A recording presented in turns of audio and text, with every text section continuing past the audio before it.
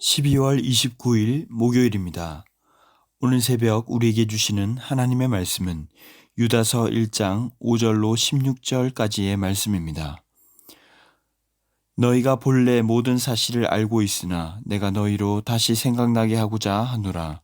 주께서 백성을 애굽에서 구원하여 내시고 후에 믿지 아니하는 자들을 멸하셨으며 또 자기 지위를 지키지 아니하고 자기 처소를 떠난 천사들을 큰 날의 심판까지 영원한 결박으로 흑암에 가두셨으며 소돔과 고모라와 그 이웃 도시들도 그들과 같은 행동으로 음란하며 다른 육체를 따라가다가 영원한 불의 형벌을 받음으로 거울이 되었느니라. 그러한데 꿈꾸는 이 사람들도 그와 같이 육체를 더럽히며 권위를 업신여기며 영광을 비방하는도다. 천사장 미가엘이 모세의 시체에 관하여 마귀와 다투어 변론할 때에 감히 비방하는 판결을 내리지 못하고 다만 말하되 주께서 너를 꾸짖으시기를 원하노라 하였거늘 이 사람들은 무엇이든지 그 알지 못하는 것을 비방하는도다. 또 그들은 이성 없는 짐승같이 본능으로 아는 그것으로 멸망하느니라. 화 있을진저 이 사람들이여 가인의 길에 행하였으며 삭슬 위하여 발람의 어그러진 길로 몰려갔으며 고라의 폐역을 따라 멸망을 받았도다. 그들은 기탄 없이 너희와 함께 먹으니 너희의 애찬의 암초요 자기 몸만 기르는 목자요 바람에 불려가는 물 없는 구름이요 죽고 또 죽어 뿌리까지 뽑힌 열매 없는 가을나무요 자기 수치의 거품을 뿜는 바다의 거친 물결이요 영원히 예비된 캄캄한 흑암으로 돌아갈 유리하는 별들이라. 아담의 7대 손 에녹이 이 사람들에 대하여도 예언하여 이르되 보라 주께서 그 수많은 거룩한 자와 함께 임하셨나니 이는 무사람을 심판하사 모든 경건하지 않은 자가 경건하지 않게 행한 모든 경건하지 않은 일과 또 경건하지 않은 죄인들이 주를 거슬러 한 모든 완악한 말로 말미암아 그들을 정죄하려 하심이라 하였느니라. 이 사람들은 원망하는 자며 불만을 토하는 자며 그 정욕대로 행하는 자라. 그 입으로 자랑하는 말을 하며 이익을 위하여 아첨하느니라. 아멘. 베드로후서처럼 유다서에서도 역시 거짓 교사의 문제를 다룹니다. 어제의 본문에서 밝혔듯 야고보의 형제 유다는 가만히 들어온 몇 사람이 은혜를 방탕한 것으로 바꾸었기 때문에 이 서신을 쓰고 있습니다.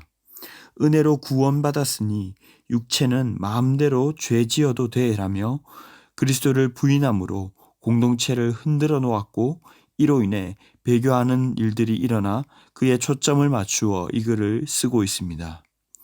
그래서 오늘 본문에서도 5절에 말씀하시기를 너희가 모든 사실을 알고 있으나 내가 너희로 다시 생각나게 하노라 라며 이들이 잘 알고 있을 법한 성경에서의 사례를 들고 있습니다. 과거 어떻게 죄와 반역이 심판을 받았는가를 구체적으로 3가지 예를 들어 생각나게 하는 것이죠.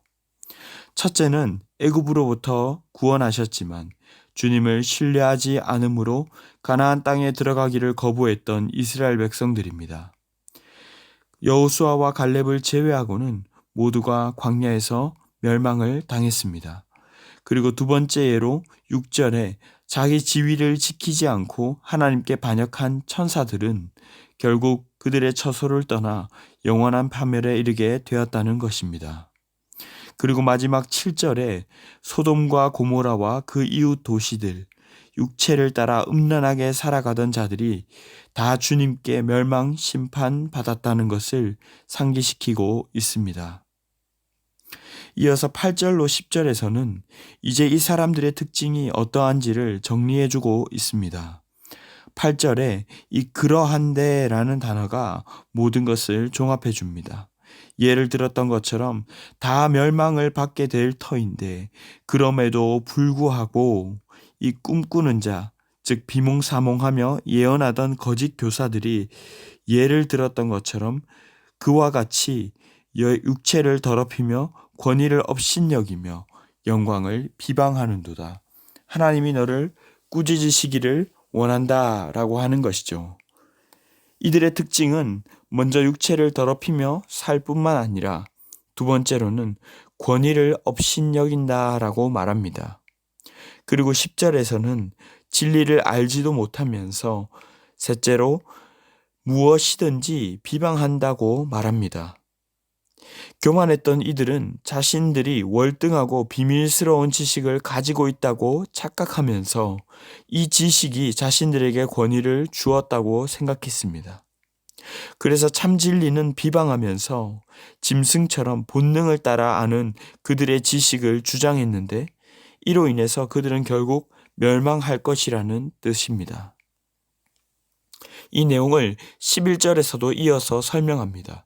이러한 자들에게 화 있을진저 이 사람들이요. 영을 따라 살기보다 자신의 욕망과 육체를 따라 살았던 가인의 길로 행하며 삭슬 위한 발람의 어그러진 길로 행하고 또 고라의 패역을 따라 멸망을 받았도다. 그저 삭슬 위에서 삶을 살던 이 삭군 발람에 대한 이야기는 앞선 베드로 후서에서도 언급을 했었습니다. 당시 거짓 교사들은 거룩하게 행해야 할 애찬식을 자신의 식욕을 그저 채우기 위한 도구로 사용했습니다. 그래서 12절에 표현하기를 그들은 너희의 애찬의 암초라고 했고 다른 사람들을 먹이기 위한 리더이기보다는 자기 배만 불리기 바빴기에 자기 몸만 기르는 목자라고 표현한 것입니다. 성도를 위하는 척하지만 사실상 전혀 아무런 영양가가 없는 이들을 바람에 불려서 날아가 버린 물 없는 구름, 또 죽고 죽어서 뿌리까지 뽑힌 열매 없는 가을 나무라고 표현한 것입니다. 13절에서 계속 같은 맥락으로 이들을 자기 수치의 거품을 뿜는 바다의 거친 물결, 예비된 캄캄한 흑암으로 돌아갈 유리하는 별들 등으로 비유하면서 심판 멸망당할 것이라 말합니다. 14절은 에녹의 예언을 들면서 하나님이 심판하사 모든 경건하지 않은 자들을 정죄하실 것이다 라고 말합니다. 그러면서 한 번 더 종합하기를 16절에 이 사람들은 원망하는 자며 불만을 토하는 자며 그 정욕대로 행하는 자라 그 입으로는 자랑하는 말을 하며 이익을 위하여 아첨하느니라. 사랑하는 성도 여러분, 예수님께서는 우리에게 열매로 알리라고 말씀하셨습니다. 진리와 복음을 말하는 것처럼 하지만 다른 사람들을 귀히 여기며 화평하게 하는 자인지 그렇지 않은 자인지를 돌아보아야 합니다.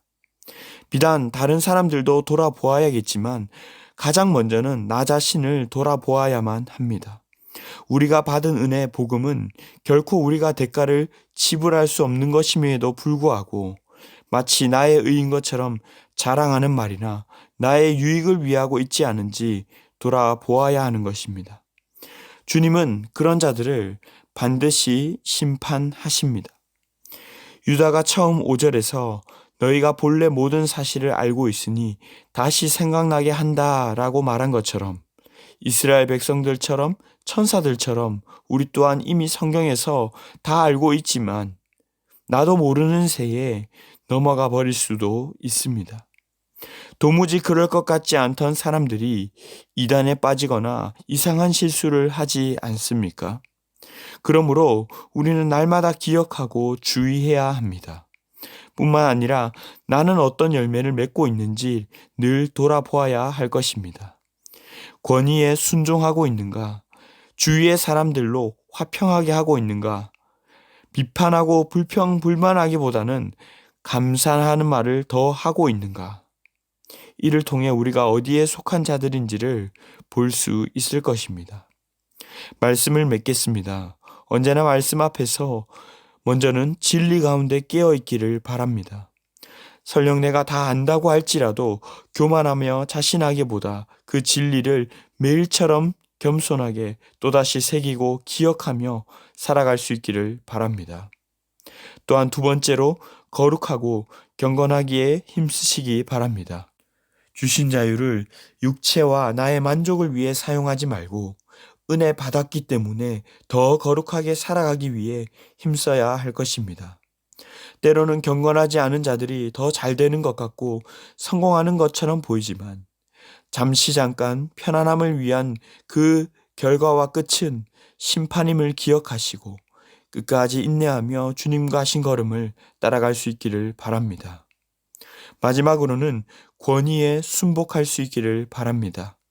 모든 것이 다 내 마음에 맞을 수 없습니다. 사실 내 마음조차도 다 맞다고 장담할 수 없을 것입니다. 그러므로 언제나 원망하고 불평하고 지적하기보다는 감사하고 순종할 수 있기를 바랍니다. 그리하여 마침내 영광의 날에 주님께 수고했다, 잘했다 칭찬받는 귀한 성도들이 다 되시기를 주님의 이름으로 축원합니다. 기도하겠습니다. 사랑의 주님 감사합니다. 눈앞의 이익과 육체의 편안함을 쫓아 살던 저희에게 참 진리와 참 사랑이 무엇인지를 깨닫게 해주심에 감사합니다.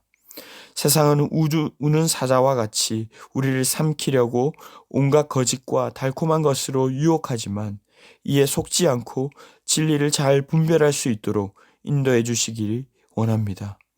잠깐 편안함을 위해 그저 내 성정대로 다른 사람들을 대하고 원망불평 불순종하는 모습들이 혹 있었다면 용서하여 주시옵소서. 오직 진리 대신 말씀만을 붙들고 거룩하고 경건하게 살아갈 수 있도록 인도하여 주시옵소서. 이 모든 말씀 존귀하신 예수님의 이름으로 기도하옵나이다. 아멘. 이 시간 함께 기도하실 때 주신 말씀을 붙들고 기도하시고 주간기도 제목에 따라 훈련과 교육을 위해 기도하겠습니다.